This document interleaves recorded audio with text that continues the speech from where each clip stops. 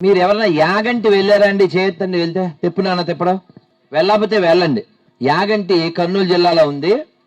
అక్కడ గుహలో శ్రీ వీరబ్రహ్మేంద్ర స్వామి వారు తపస్సు చేశారు. ఇప్పటికీ ఆ గుహ ఉంది. వారు కాలజ్ఞానం రాశారు.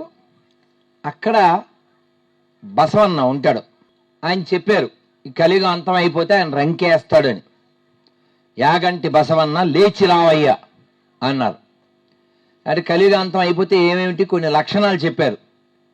అందులో ఈ బసవుడు అలా పెరుగుతూ ఉంటాడని మీరు వెళ్ళి చెక్ చేయొచ్చు. డాక్యుమెంటరీలు ఇంగ్లీషులో తెలుగులో ఉన్నాయి. 4 స్తంభాల మధ్యన ఆ బసవన్న ఉంటాడు.